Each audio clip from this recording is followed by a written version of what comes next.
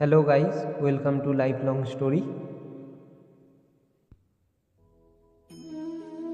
বাড়িতে গোপালের মূর্তি কোন দিকে রাখা শুভ সমৃদ্ধি পেতে গেলে এই ভুলগুলি কোনো মতেই করবেন না।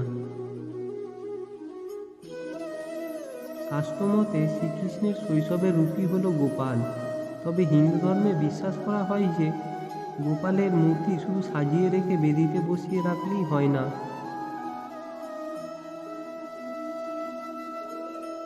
তাকে বাড়ির ছোট সদস্যের মতো করে যত্ন করতে হয়। এই গোপালের পুজোর বিভিন্ন নিয়ম রয়েছে, দেখে নেওয়া যাক বাড়িতে গোপালের মূর্তি কোন দিকে বসালে তা শুভ। এছাড়া গোপাল পূজার বিভিন্ন নিয়ম দেখে নিন।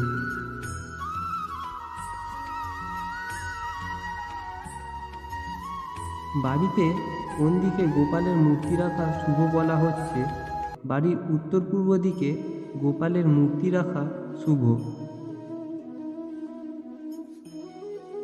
উত্তর পূর্ব দিক অর্থাৎ ঈশান কোণ, সেখানে গোপালের মূর্তি রাখা খুবই শুভ।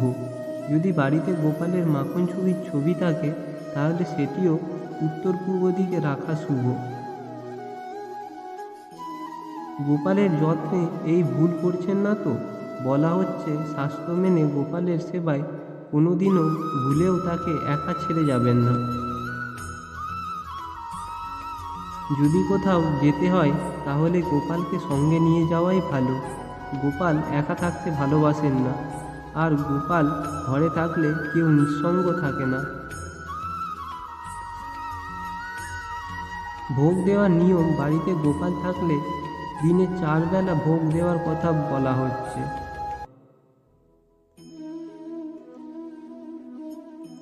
গোপাল তার ভোগে নারকেল নাড়ু পছন্দ করেন বলেও বিশ্বাস রয়েছে। বলা হয় দাসপতির বাড়িতে গোপাল থাকলে সংসার সমৃদ্ধ হয়।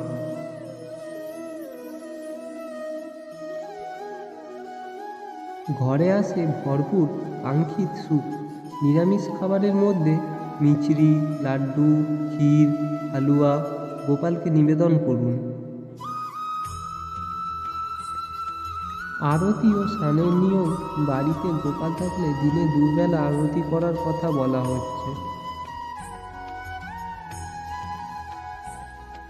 সকাল ও সন্ধ্যেবেলায় এই আরতি করার কথা বলা হচ্ছে। এছাড়াও বাড়িতে গোপাল থাকলে দিনে 1 বার অন্তত স্নান করাতে হয় গোপালকে।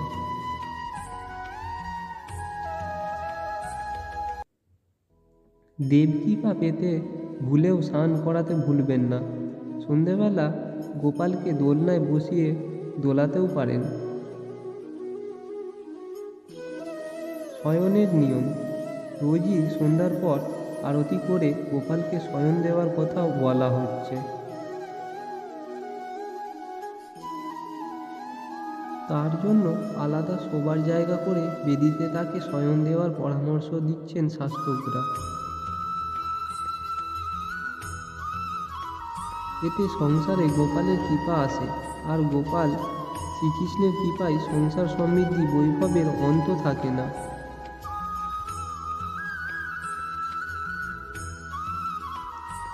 আর আপনি যদি এই ছোট্ট লাড্ডু গোপালকে ভালোবাসেন তাহলে ভিডিওটি লাইক, শেয়ার এবং সাবস্ক্রাইব করে জানাবেন। ফিরে আসছি বন্ধুরা পরের ভিডিও নিয়ে। ভালো থাকবেন।